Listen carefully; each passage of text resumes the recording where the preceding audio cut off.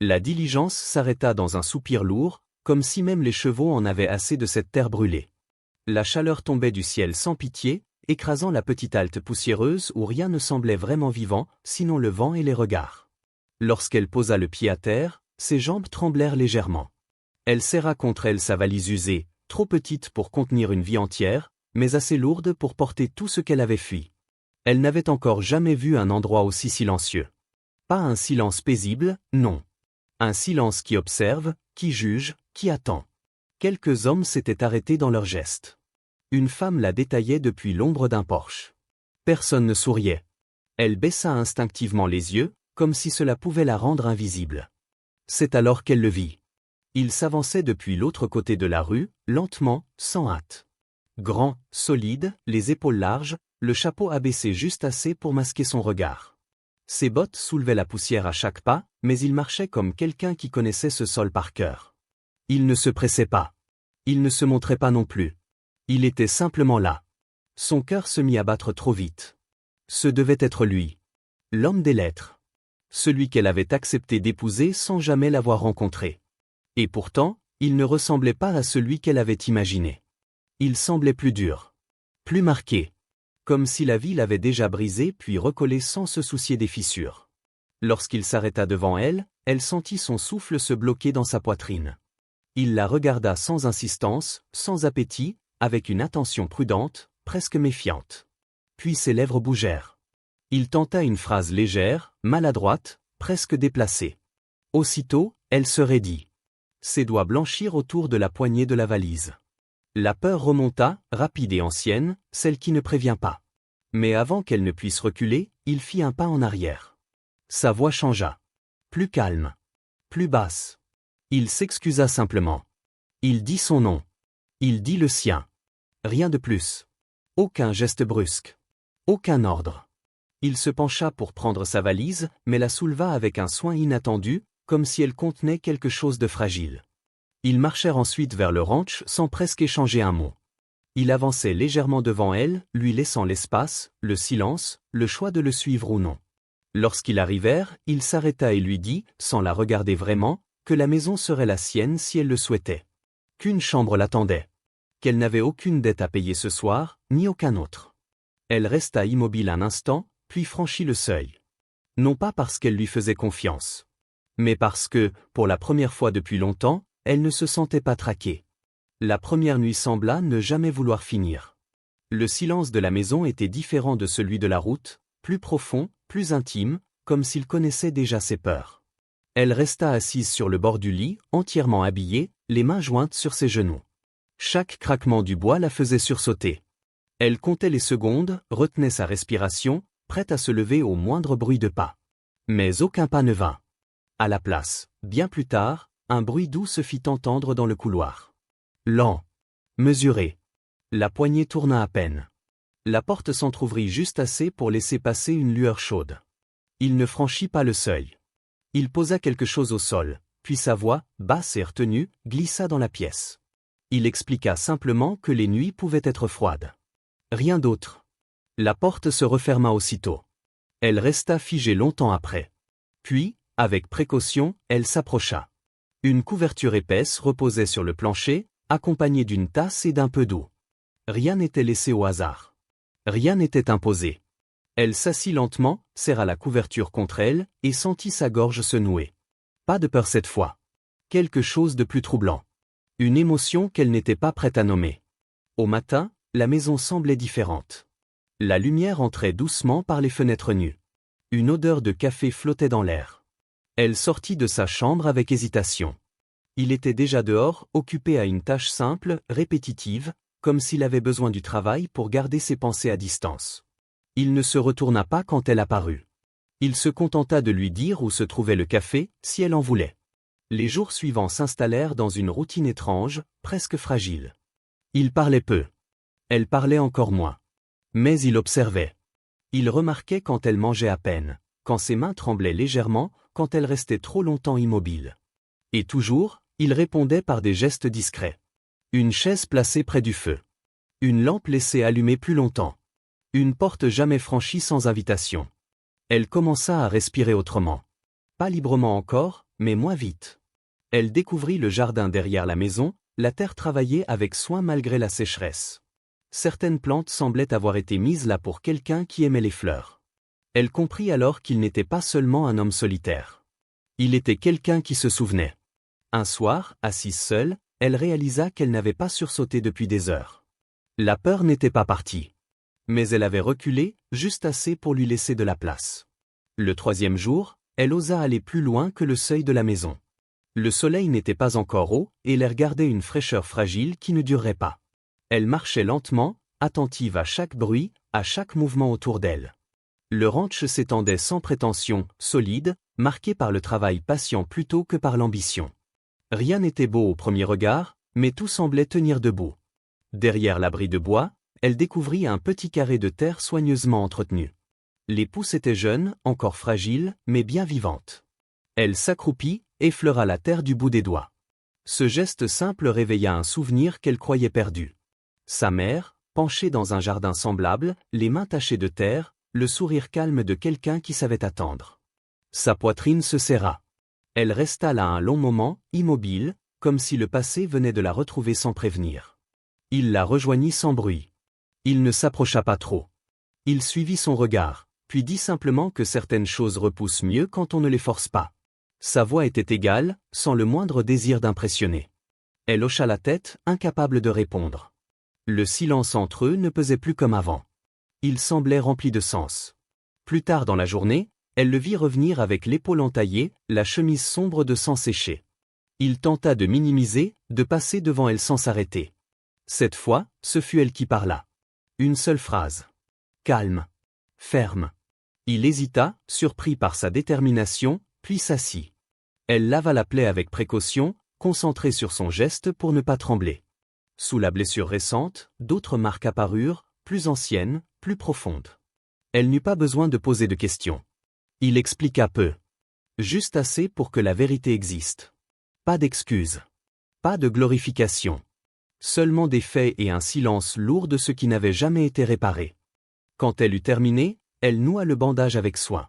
Leurs mains se frôlèrent un instant. Aucun des deux ne recula. Aucun ne chercha à prolonger. Mais quelque chose venait de changer. Elle avait pris soin de lui. Il avait accepté. Le soir venu, elle resta longtemps près du feu, une chemise posée sur ses genoux, reprisant une couture usée. Chaque point était précis, appliqué, comme si elle réparait plus que du tissu. Lorsqu'il revint, il ne dit rien. Il s'arrêta un instant, observa, puis détourna le regard, respectueux. Ce soir-là, pour la première fois, elle comprit qu'elle n'était plus seulement en train de survivre. Elle commençait, lentement, à appartenir à cet endroit. La semaine suivante, elle décida de retourner en ville. Pas par nécessité, mais parce qu'elle sentait qu'elle ne pouvait pas rester cachée éternellement. Il ne posa aucune question lorsqu'elle annonça son départ. Il lui donna simplement un petit sac et lui dit de rentrer avant la nuit, si elle le pouvait. Pas comme un ordre. Comme une inquiétude discrète. La ville n'avait pas changé. Les mêmes façades ternes, la même poussière qui s'accrochait aux vêtements, les mêmes regards qui s'attardaient un peu trop longtemps. Elle marchait droite, mais son cœur battait trop vite. Chaque voix derrière elle lui semblait trop proche. Chaque rire lui paraissait dirigé contre elle. À l'intérieur du magasin, l'ombre la rassura un instant. Elle parlait doucement avec la commerçante quand une voix masculine s'éleva derrière elle. Basse. Tranchante. Trop familière. Son corps se figea avant même que son esprit ne comprenne. Elle se retourna lentement. Il était là. Le passé la rattrapa sans prévenir. Le même regard dur, la même façon de se tenir trop près.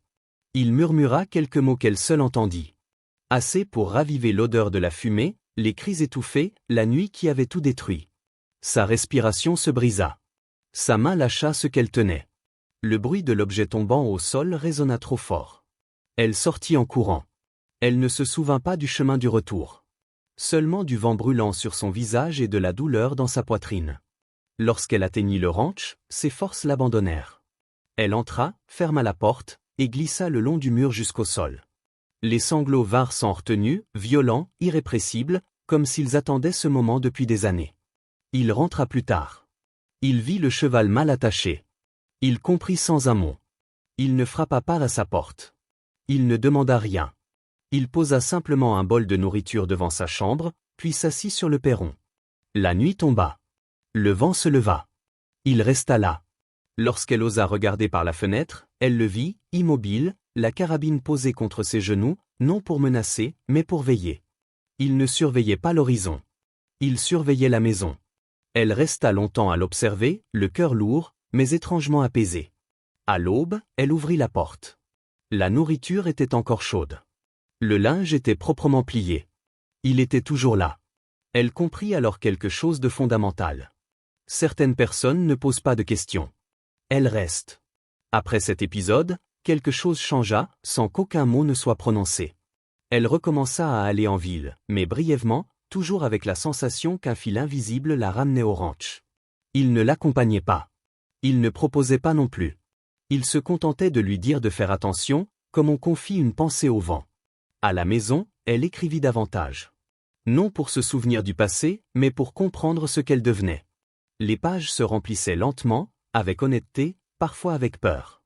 Elle y notait les petites choses, la manière dont il réparait une clôture sans être vu, comment il laissait toujours la dernière part de pain sans le dire, la façon dont il écoutait sans interrompre. Un jour, elle le vit travailler pour une veuve du voisinage. Personne ne l'avait appelé. Il réparait simplement ce qui était brisé, comme s'il le faisait pour lui-même. Elle observa de loin. Il ne savait pas qu'elle était là. Elle comprit alors qu'il n'était pas gentil par stratégie. Il l'était par nature. Ce soir-là, elle écrivit une phrase qu'elle ne croyait pas dangereuse. Une vérité simple, issue d'un temps plus ancien, elle était venue pour partir loin, pas pour aimer. Elle posa le carnet, sans y penser davantage. Mais les vérités écrites ont parfois leur propre voix. Il vit le carnet plus tard, laissé ouvert par inadvertance. Il ne cherchait pas à lire. Son regard tomba simplement sur les mots. Il referma le carnet avec soin, exactement comme il l'avait trouvé. Puis il sortit. À partir de ce moment, une distance s'installa. Subtile, presque imperceptible. Il restait poli, attentif, mais quelque chose s'était refermé en lui. Il parlait moins encore. Ses gestes étaient plus courts. Elle le sentit immédiatement, sans pouvoir en comprendre la cause. Cette nuit-là, elle ne dormit pas. Les mots lui revinrent, lourds, cruels malgré eux. Elle comprit soudain ce qu'ils pouvaient signifier pour quelqu'un qui n'avait jamais rien exigé. Il lui avait offert un refuge. Elle lui avait répondu par une vérité incomplète. Au matin, elle écrivit de nouveau. Pas pour effacer. Pour compléter. Elle expliqua ce qu'elle n'avait pas su dire plus tôt. Qu'elle avait appris à rester. Qu'elle avait appris à regarder. Qu'elle craignait maintenant qu'il cesse d'attendre. Elle laissa le carnet là où il pourrait le voir. Puis elle prépara le café comme il l'aimait, sans un mot. Quand il entra, leurs regards se croisèrent. Pour la première fois, elle ne détourna pas les yeux. Et dans ce silence, quelque chose demanda à être réparé. Le vent tourna brusquement cet après-midi-là, sans avertissement. Elle était dans la cuisine, les mains plongées dans la pâte, lorsque l'odeur la frappa. Âcre. Mauvaise. Rien à voir avec le bois ou la terre. Elle se figea, leva la tête, et vit le ciel se troubler derrière la fenêtre, comme si la lumière avait perdu sa couleur. Elle sortit sur le perron. Au loin, une ligne sombre avançait trop vite. Le feu avait pris dans les broussailles sèches, poussé par un vent capricieux. Il cria son nom depuis l'étable. Pas de panique dans sa voix. De l'urgence. Elle courut sans réfléchir, le cœur cognant contre ses côtes. Tout se passa ensuite dans un ordre brisé. Les chevaux affolés. La fumée qui brûlait la gorge. La chaleur qui mordait la peau. Il agissait avec une précision dure, conduisant les bêtes vers un terrain plus bas, loin des flammes. Elle voulut l'aider, mais la fumée l'obligea à reculer. Elle entendit sa voix lui ordonner de rentrer. Cette fois, elle obéit. À l'intérieur, la chaleur gagnait déjà. Les murs craquaient. Des étincelles glissaient sous la porte. Elle s'arrêta au milieu de la pièce, suffocant, et son regard tomba sur un objet posé près de l'âtre. Un carnet sombre, usé par les mains et le temps. Elle l'avait souvent vu sans jamais l'ouvrir. Il le portait comme on porte un poids discret, nécessaire. Sans réfléchir davantage, elle le saisit et courut. La fumée lui déchirait les poumons.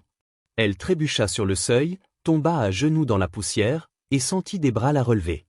Il la tenait contre lui, haletant, le visage noirci de suie. Il la secoua légèrement, la voix brisée par la colère et la peur mêlée. Elle leva le carnet entre eux, incapable de parler tout de suite. Lorsqu'elle trouva enfin sa voix, elle dit seulement qu'elle ne pouvait pas le laisser brûler. qu'il contenait ce qu'il ne disait jamais. Ses mains tremblaient. Les siennes aussi, quand il comprit. Le feu continuait de crépiter derrière eux, mais il n'existait plus vraiment. Elle parla alors, d'un souffle.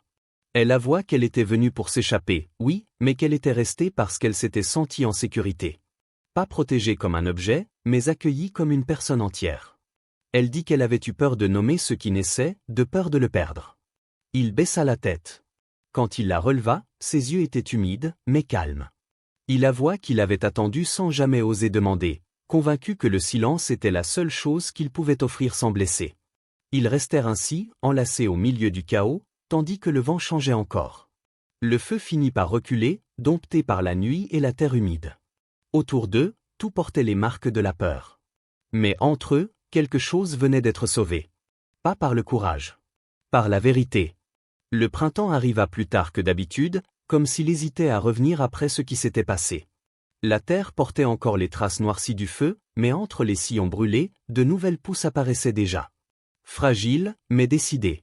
Elle passait du temps dehors maintenant, les mains dans la terre, sans gants, sentant sous ses doigts la preuve silencieuse que tout ne meurt pas. Il parlait peu de ce qui avait failli être perdu. Il n'en avait pas besoin. Chaque geste quotidien était devenu une réponse. Le café partagé à l'aube. Les repas pris lentement. Les regards qui ne se fuyaient plus. Elle ne dormait plus la porte fermée. Lui n'hésitait plus à s'asseoir près d'elle le soir, sans la moindre tension. Un matin, il lui demanda simplement de marcher avec lui. Pas loin. Juste jusqu'au grand arbre au bord du terrain, celui qui avait résisté au feu malgré ses branches abîmées. L'ombre y était douce. L'air calme. Il s'arrêta, chercha ses mots sans se presser. Il parla de la première fois qu'elle était arrivée, de la peur dans ses yeux, de la sienne aussi. Il dit qu'ils avaient commencé par nécessité, mais qu'ils ne voulaient plus continuer que par choix. Il sortit alors de sa poche un objet simple, façonné à la main. Rien de précieux aux yeux du monde. Mais chargé de temps, d'effort et de patience. Il expliqua qu'il l'avait fait avec ce qui avait survécu, parce que ce qui survit mérite une seconde promesse. Elle ne répondit pas tout de suite. Elle posa sa main sur la sienne. Elle sourit, doucement. Puis elle dit oui. Sans trembler. Sans peur. Ils restèrent là longtemps, sans se presser. Plus tard, pieds nus dans l'herbe nouvelle, ils se laissèrent porter par le murmure du vent, comme une musique que seuls ceux qui savent écouter peuvent entendre.